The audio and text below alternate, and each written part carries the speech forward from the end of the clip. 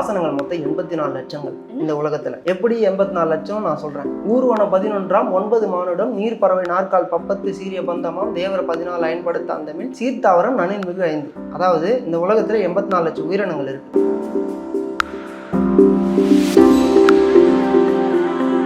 ஊர்ந்து போகக்கூடியது 11 லட்சம். ஊர்வனம் 11 9 மானுடம் 9 லட்சம் மானிடர்கள். நீர் பறவை நாற்கால் பப்பத்து இது 3 10 10. அப்போ அது ஒரு 11, அது ஒரு 9 20, இது 3 10 10 30 20 30 50.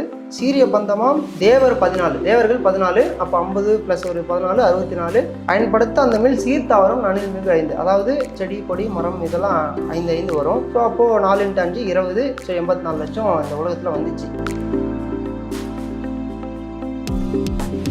வணக்கம் மக்களே. வணக்கம் பிரபு ராம சார். வணக்கம். சொல்லுங்க, உங்களுக்கு எப்படி யோகாவில் இன்ட்ரெஸ்ட் வந்தது? யோகா வந்து நான் சின்ன வயசுல இருந்து பிராக்டிஸ் பண்ணிட்டு இருக்கேன்.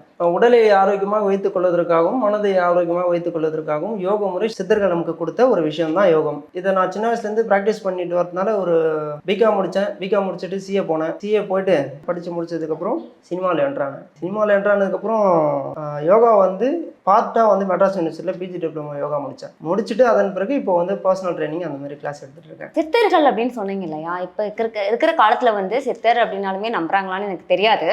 ஆனா அது அவங்க என்னென்ன சொன்னாங்கங்கிற அந்த நல் வழிகளை சொல்ல முடியுமா? சித்தர்கள் என்பது வாழ்க்கை நெறிமுறையில் எப்படி வாழ வேண்டும் அப்படின்னு சொல்லியிருப்பாங்க. நீங்க சித்தர்கள் தலையாலை சித்தர்கள் பார்த்தீங்கன்னா 18 சித்தர்கள், அகத்தியர், போகர், இடைக்காடர், மச்சமுனிநாதர், இது போன்ற பல சித்தர்கள் நீங்க பார்க்கலாம். இப்ப நமக்கு யோகம் வந்துட்டு நூலா கொடுத்தவங்க பார்த்தீங்கன்னா திருமூலர் திருமந்திரம். அதன் பிறகு பார்த்தீங்கன்னா பதஞ்சலி யோக சூத்திரம். இந்த திருமூலர் திருமந்திரத்துல யோகத்துல அஷ்டாங்கப்படியா சொல்லியிருப்பாங்க. ஈயம நியம ஆசனம் பிராணாயாமம் பிரத்யாகார தாரணை தியானம் சமாதி. இந்த உடல் என்பது பஞ்சபூதத்தால் ஆனது. அதை எப்படி சொல்லுவீங்க? நீர் நிலம் காற்று ஆகாய நெருப்பு. நிலம் நீர் நெருப்பு காற்று. இந்த உடல் நிலம் சொல்றேன். அது எப்படின்னா இப்ப நீங்க ஒரு சாப்பாடு சாப்பிட்றீங்க, அது எங்க இருந்து வருது? மண்ணில் இருந்து. அப்ப இந்த உடம்பு என்னது? நிலம். நிலம். இந்த உள்ள நிலத்திலிருந்து வரக்கூடிய சக்தி உள்ளே போய் நிலசக்தி கொடுத்து மண் சக்தியை கொடுத்து மீண்டும் மண்ணுக்கே போகுது. அதன் பிறகு நீர், அதன் பிறகு காற்று, ஆகாயம், நெருப்பு, இது போன்ற பஞ்சபூதம் உடலில் இயங்கிட்டு இருக்கு. இதில் முக்கியமான ஒரு 3 விஷயம் பார்த்தீங்கன்னா வாத பித்த கபம், அதான் நீர் நெருப்பு காற்று. இது 3 சரியான நிலையில் இருந்துச்சுன்னா நோய் வராமல் ஆரோக்கியமாக நம்மளால் இருக்க முடியும். முதல் யோகான்னு பார்த்தீங்கன்னா ஆதியோகி சிவன், அவர்கிட்ட இருந்து தான் யோகம் வந்துச்சு. Okay okay. சிவன் தான் நம்மளுக்கு முதல் யோகியா விளங்குறாரு. அவர்கிட்ட இருந்து, அதாவது இதுக்கு ஒரு புராண கதை ஒன்று இருக்கு. என்னன்னு பார்த்தீங்கன்னா சிவன் வந்துட்டு தாண்டவம் ஆடிட்டு இருக்காரு. இப்போ இவர் பதஞ்சலி சித்தர் வந்து பார்த்தீங்கன்னா பெருமாளுடைய அவதாரம். அதாவது பெருமாள் படுத்துட்டு இருக்க சொல்ல பின்னாடி ஒரு பாம்பு இருப்பாருங்களா, ஆதிசேஷன், அவருடைய அவதாரம் தான் பதஞ்சலி சித்தர். அவர் என்ன பண்ணாருன்னா, இந்த மாதிரி பெருமாள் படுத்துட்டு இருக்கும்போது இவருக்கு உடம்பு ஏதோ நெளிகிற மாதிரி இருந்துச்சு, ஒரு மாதிரி இறுக்கமாக இருக்கிற மாதிரி இருந்துச்சு. என்ன ஆச்சுன்னு கேட்டதுக்கு இந்த மாதிரி சிவன் வந்துட்டு தாண்டவம் வர்றாரு, அதை நான் பார்க்கணும், என்னால் பார்க்க முடியல, அடப்பாவி இதுக்கு ஏன்டா வெயிட் பண்ணிட்டு இருக்க, நீ போய் பார்த்துட்டு வா அப்படின்னு சொல்லும்போது பதஞ்சலி சித்தர் சிவன் கிட்ட போயிட்டு கற்றுட்டு வர்றாரு. யோகத்தை கற்றுட்டு வந்து நமக்கு யோக சூத்திரமாக நமக்கு சொல்லி கொடுத்துருக்காரு. யோக சூத்திரத்தில் வந்து பார்த்தீங்கன்னா 4 பாதங்கள் இருக்குது. சமாதி, சாதனா, விபூதி, கைவல்யா, இது போன்ற 4 பாதங்கள் இருக்குது. ஒவ்வொரு பாதத்தும் ஒரு விஷயத்தை வந்து சொல்லியிருப்பாங்க. அதாவது யோகம் அப்படின்னு சிம்பிளாக சொல்ல போனால் மனதை ஒழுங்குபடுத்தணும். மனசுக்குன்னு ஒரு மாத்திரைனா அது யோகா. அது எப்படி மனசுக்கு மாத்திரை அப்படின்னா பிரமாண விபரிய விகல்ப நித்ரா ஸ்மிருதி அப்படின்னு 5 எண்ணம் இருக்குது நம்மளுக்கு. அதாவது சரியான எண்ணம், தவறான எண்ணம், கற்பனை எண்ணம், நினைவு எண்ணம், உறக்க எண்ணம். இந்த எண்ணங்களை ஒழுங்குபடுத்தணும் அப்படின்னா நாம முதல்ல இருந்து வரணும். அதாவது ஆசனங்கள், நியமம், நல்லது விஷயம் கெட்ட விஷயங்கள் ஃபாலோ பண்ணணும். அதுக்கப்புறமேட்டு ஆசனம் என்பது உடலை வளைத்து ஒரு நிலை நிற்கக்கூடிய ஒரு விஷயம். அதாவது ஆசனம் பண்ணீங்கன்னா உடல் ஒரு நிலையில நிற்க முடியும். அப்போ உங்க உடல் ஒரு நிலையில நிற்கும் பொழுது நீங்க போய் மெடிடேஷன்ல உட்காரலாம். ஃபர்ஸ்ட் உடலை நிலைப்படுத்துறது இல்லையா, அது எந்த ஆசனம் பண்ணா உடல் வந்து நிலையா இருக்கும்? உடல் நிலையா இருக்கணும். அதாவது ஆசனங்கள் மொத்தம் 84 லட்சங்கள் இந்த உலகத்துல. எப்படி 84 லட்சம் நான் சொல்றேன். ஊர்வன 11 9 மானுடம் நீர் பறவை நாற்கால் பப்பத்து சீரிய பந்தமாம் தேவர 14 அயன்படுத்த அந்தமில் சீர்த்தாவரம் நனின் மிகு 5. அதாவது இந்த உலகத்துல 84 லட்சம் உயிரினங்கள் இருக்கு. ஊர்ந்து போகக்கூடியது 11 லட்சம். ஊர்வனம் 11 9 மானுடம் 9 லட்சம் மானிடர்கள். நீர் பறவை நாற்கால் பப்பத்து இது 3 10 10. அப்போ அது ஒரு 11, அது ஒரு 9 20, இது 3 10 10 30 20 30 50. சீரிய பந்தமாம் தேவர் 14 தேவர்கள் 14. அப்போ 50 + ஒரு 14 64. பயன்படுத்த அந்த மேல் சீர்த்தாவரம் நனில் மிகு 5. அதாவது செடி கொடி மரம் இதெல்லாம் 5 5 வரும். ஸோ அப்போ 4 × 5 20. ஸோ 84 லட்சம் இந்த உலகத்துல வந்துச்சு. இப்போ 84 லட்சம் ஆசனங்கள் இந்த உடல்லையும் இருக்குது. 84 லட்சம் வளைவு இந்த உடம்புல இருக்குது. ஓகே. இது போல் ஒவ்வொரு ஆசனத்துக்கும் ஒரு ஒரு விஷயம் இருக்குது. மாசமா இருக்கிறவங்களுக்கு உண்டான ஆசனங்கள். ப்ரெக்னென்ட் லேடிக்கு வந்து பார்த்தீங்கன்னா ஃபர்ஸ்ட் ஸ்டெம்மர், செகண்ட் ஸ்டெம்மர், தேர்ட் ஸ்டெம்மர், அது போல் சில வகையான ஆசனங்கள்லாம் இருக்குது. பத்தகோணாசனம், இந்த கருவாயை திறக்கக்கூடிய சில ஆசனங்கள்லாம் இருக்குது. அதெல்லாம் அவங்க பண்ணாங்கன்னா கண்டிப்பாக நார்மல் டெலிவரிக்கு நல்லா ஈஸியாக இருக்கும். சில பேர் யூடியூப்லேயே பார்த்து வீட்லேயே பண்ணுறேன் அப்படின்னு பண்ணிக்கிறாங்க. அது நல்லதுன்னு நினைக்கிறீங்களா? இல்லை அது வந்து சரியான முறை இல்லை. ஒரு குருவோடைய வழிகாட்டுதல் இல்லாமல் ஒரு விஷயம் பண்ணுறாங்க அப்படின்னா ஏதாவது மிஸ்டேக் ஆயிடுச்சுன்னா என்ன ஆகும்? அங்கேயும் ஒரு ஆள் சொல்லிதானே தராங்க. சில விஷயங்கள்லாம் வந்து சில சின்ன சின்ன ப்ராக்டிஸ்லாம் வந்து நீங்கள் யூடியூப் பார்த்து கற்றுக்கலாம். ஒரு கடினமான ஆசனங்கள் ஒரு விஷயம் போகிறீங்க, அது எப்படி வளைவு சுழலாம் தெரியணும் அப்படின்னா ஒரு மாஸ்டர் கைடன்ஸோடு பண்ணிங்கன்னா நல்லது. இல்லை நான் மாஸ்டர் கைடன்ஸ்லாம் இல்லாமல் பண்ணுறேன்னா பண்ணுங்க, அதுக்கான விளைவு நீங்கள் தான் அனுபவி போகிறீங்க. ஓகே. இப்போ சில புத்தகங்கள்லாம் நான் படித்ததை கேட்குறேன். காமம் சார்ந்து ஆசனங்கள் இருக்கா? காமத்துக்குன்னு யோகாவே இருக்குது. அதாவது காமம் சார்ந்த ஆசனம் இருக்குது. காமம் சார்ந்த ஆசனம் என்னன்னு பார்த்தீங்கன்னா வீரிய ஸ்தம்பாசனம். அந்த ஆசனம் பண்ணும் பொழுது உடல் வந்து ஒரு ஆண்மைத்தன்மை கிடைக்கக்கூடிய, ஆணும் பெண்ணும் 2 பேரும் செய்யக்கூடிய ஒரு விஷயம் தான் அந்த ஆசனம். அந்த ஆசனம் பண்ணிங்கன்னா இல்லறத்தில் இன்பமாக வாழலாம். இதை வந்து திருமூலர் பரியங்க யோகம் அப்படின்னு ஒரு நூலே கொடுத்துட்டு போயிருக்காரு. திருமந்திரத்தில் இருக்கக்கூடிய ஒரு விஷயம். பரியங்கம்னா கட்டில் யோகா. கணவன் மனைவி கட்டிலில் இன்பமாக திளைத்து வாழ்வதற்கு ஒரு வழியை சொல்லியிருக்காரு. அதுல வந்து ஒரு கெட்டமான விஷயம்னா எதுவுமே சொல்லல, யாருமே சொல்லல. இப்போ வந்துட்டு சாதாரணமா ஒரு செக்ஸ் அப்படின்ற ஒரு வார்த்தை பேசினாலே ஒரு முகம் சுளிக்க வைக்கக்கூடிய ஒரு எண்ணம் போதைய காலத்துல கொஞ்சம் குறையப்பட்டிருக்குன்னு தான் சொல்லலாம். ஆனா இதெல்லாம் தெளிவா ஒரு புக்லயே எழுதி வச்சிருக்காங்க. அப்போ இங்க காமம் சார்ந்த விஷயம் ஒரு மனுஷன் தெரிஞ்சுக்கணும். தெரியலன்னா அவன் காமத்தால அழிஞ்சு போயிடுவான். சரீரம் என்பது பஞ்சபூதங்களால் ஆனது, சுவையால் ஆனது, 7 வண்ணங்களால் ஆனது, ரச ரத்த மாம்ச மேத மஜ்ஜ ஆஸ்தி சுக்ரா சுரோனிதா. இந்த சாப்பிடக்கூடிய உணவானது ரத்தம், கொழுப்பு, சதை, எலும்பு இதெல்லாம் தாண்டி தான் விந்துவா மாறுது. அப்போ அந்த விந்துவை வந்து அந்த சக்தி வீணடிச்சாங்க அப்படின்னா உடல் இழந்து போகும். அப்புறம் மண்ணில் போக வேண்டியதுதான். மண்ணில் போக வேண்டியதுதான். தவறு கிடையாது. அந்தந்த சரியாக கையாளணும். Okay sir. அந்த கையாளக்கூடிய விஷயங்கள் தான் நமக்கு பரியங்க யோகமா சொல்லியிருக்காரு.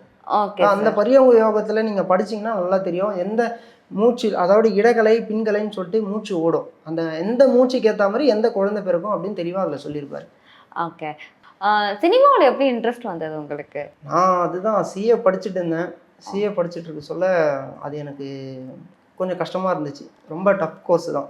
எனக்கு சின்ன வயசுலேருந்தே கலைகள் மேலே ஆர்வம். ஜிம்னாஸ்டிக்ஸ், யோகா இது போன்ற சில விஷயங்கள்லாம் பண்ணுவேன். ஆக்டிங்கில் ரொம்ப ஈடுபாடு. எப்படி உள்ளே வர்றதுன்னு தெரியல. ஒரு கட்டத்துக்கு மேலே நான் இதில் இருந்தால் நான் என்ன ஹாப்பினஸ்ஸாக இருக்க மாட்டேன் அப்படின்னு சொல்லிட்டு என்னை நான் மாற்றிக்கிட்டு சினிமாவில் வந்துட்டேன். பிடிச்ச வேலையில் வரணும். யார் உங்களை கைட் பண்ணது சினிமாவிலையா? எஸ், நானும் தான். நீங்களே தான். முதல்ல நடித்த படம், ஷார்ட் ஃபிலிம் அந்த மாதிரி ஏதாவது இருக்கா? முதல்ல நடித்தது ஒரு அயோக்கியா படத்தில் ஒரு சின்ன சீனில் வருவேன்.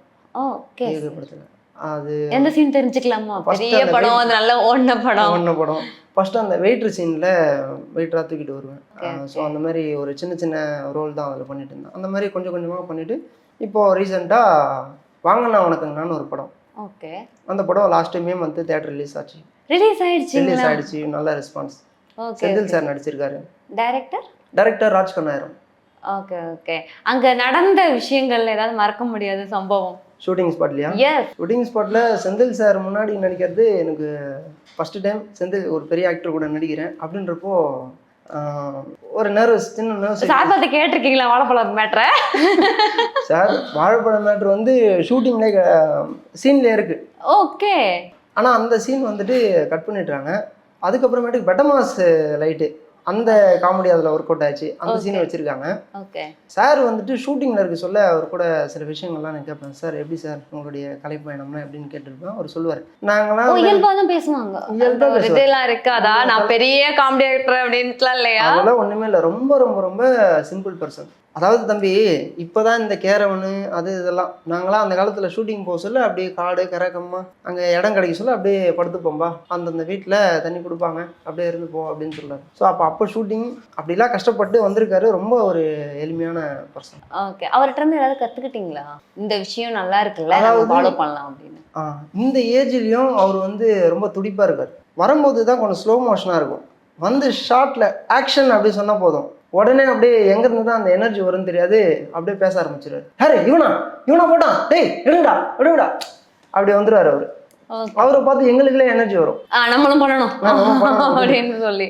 இன்னும் பெரிய ஆக்டர்லாம் பார்த்துருப்பீங்கல்ல, அதை பத்தி கொஞ்சம் ஷேர் பண்ணுங்க. இப்போ ரீசெண்டாக பண்ண படம் ஒன்று சட்டென்று மாறுது வானிலை. இதில் வந்து ஜெய் சார். ரிலீஸ்டா? இல்லை ரிலீஸ் இல்லை, போஸ்ட் ப்ரொடக்ஷன் போயிட்டு இருக்கு. Okay sir, okay. என்ன ரோல் பண்ணியிருக்கீங்க? அதில் ஜெய் ஃப்ரெண்டாக பண்ணியிருக்கேன். ஓகே. அதில் 4 ஃப்ரெண்டு, அதில் நான் ஒரு ஃப்ரெண்டு. கொலெக்ஸ் ஆஃபீஸில் ஒன்றா ஒர்க் பண்ணுறோம். இவர் ஏஆர் முருகதாஸோடைய co director Babu Vijay sir, அவருடைய ஃபர்ஸ்ட் படம். அவர் டைரக்ஷன் பண்ணுறாரு. Richard Swaminathan DOP. அவரோட கூட இருந்த அனுபவம், அது ஃப்ரெண்டாக பண்ணியிருக்கீங்க. ஜெய் சார் வந்து அவரும் அதே தான், ரொம்ப சிம்பிள் பர்சன். அதாவது ஒரு ஷார்ட்லாம் முடிஞ்சுட்டு நான் என்ன பண்ணுவேன்னா, நான் ஓரமாக போய் உட்காந்துருவேன். ஜெய் சார் வந்து கூப்பிட்டு, டேய் இங்கே வாடா உட்கார் அப்படின்னு சொல்லிட்டு ரொம்ப கேஷுவலாக பேசுவார். ஏன் நர்வஸ் ஆகுற? சான்ஸ் கிடைச்சது. சான்ஸ் வந்துட்டு ஆடிஷன் போனேன். ஆடிஷன் போயிட்டு ஃபாலோ பண்ணி அவங்க அதுக்கப்புறம் ஆடிஷன் கூப்பிட்டாங்க, பர்ஃபார்மன்ஸ் பண்ணேன். Okay, character select. அவரு கூட பார்த்தீங்கன்னா ஃபஸ்ட்டு சீனே வந்துட்டு பப்பில் நாங்கள் 4 பேர் போவோம். பப்பில் உட்காந்துட்டு ஹீரோயினை சைட் அடிப்பார், நாங்களாம் சரக்கு அடிச்சுட்டு இருப்போம். இதான் சீனு. அப்போ வந்து நான் சில விஷயங்கள்லாம் கேட்பேன். என்ன சார் எப்படி இருக்கீங்க, ஒரு சந்தானம் சார் கூடலாம் காமெடி பண்ணிங்களா, அந்த காம்போலாம் பார்த்து சிரிச்சுட்டு இருப்பேன் சார் அப்படின்னு கேட்பேன் நான். ஆமாப்பா, சந்தானம் சார் கூட பண்ணும்போதே எனக்குலாம் சிரிப்பு வந்துடும். அதாவது அந்த வாமனன் படத்தில் அந்த சீன் சொன்னார். நான் கஷ்டப்பட்டு ஒரு டைலாக பேசி ட்ரெயின்லேருந்து இறங்க சொல்ல காலை எடுத்து இப்படி வைக்கிறேன், என்ன சாணி மிரிச்சியா அப்படின்னு சந்தானம் சார் கவுண்டரு. இந்த கவுண்டரு கேட்டவுடனே என்னால் சிரிப்பே அடுக்க முடியலப்பா, ரொம்ப நேரம் சிரிச்சுட்டேன் அப்படின்னு ஜெய் சார் சொல்லுவேன். ஓகே, நல்லா ஆக்ட் பண்ணி காமிக்கிறீங்க. இந்த ஆக்டரை பற்றி சொன்னால் நான் அவர் மாதிரியே நான் பண்ணுவேங்கிற ஆக்டர் யார்? ஆமாம், அப்படிதான். கோத்து விட்டீங்க. எந்த ஆக்டர்? அது நீங்கள் தான் சொல்லணும். இப்போ அழகா நடிச்செல்லாம் காமிச்சிங்கல்ல, அப்புறம் பார்க்கணுமே எல்லாரும். பார்க்குவாங்க, பார்ப்பாங்களா? ரஜினி மாதிரி பண்ணிட்டோங்களா? ஐயோ வணக்கம். இங்கே வந்து பார்த்தேன், ரொம்ப கேமராலாம் சூப்பராக இருக்குது. அக்கா நீங்கள் ரொம்ப நல்லா இன்டர்வியூ பண்ணிட்டு இருந்தீங்க, ரொம்ப ரொம்ப ரொம்ப ரொம்ப பிடிச்சி போச்சு. நான் இப்போ சொன்னதுக்கு அவங்க என்ன கமெண்ட் போட போகிறாங்கன்னு தெரியல. ரஜினின்ற பேரில் என்னோ பண்ணி வச்சுருக்கேன். இப்போ சினிமாவில் உங்களுக்கு டைரக்டர் ஆகணுமா, ஆக்டர் ஆகணுமா? ஆக்டர் தான், கடைசி வரைக்கும் ஆக்டர் தான். ஓகே, கண்டிப்பாக நிறைய சான்ஸ் உங்களுக்கு கண்டிப்பாக கிடைக்கணும். மக்களே, இது வரைக்கும் வந்துட்டு நம்ம யோகா மட்டும் இல்லாமல் சினிமா, அப்புறம் வந்து அதோட ஆக்டர்ஸ் கூட பழகின பழக்க வழக்கங்கள் எல்லாத்தையுமே கேட்டு தெரிஞ்சுக்கிட்டோம். உடல் ஆரோக்கியம் என்பது எவ்வளோ முக்கியத்துவம் வாய்ந்தது அப்படின்னு சொல்லிட்டு பிரபு சார் சொல்லியிருந்தாரு. தொடர்ந்து நிகழ்ச்சியை பாருங்க. வணக்கம்.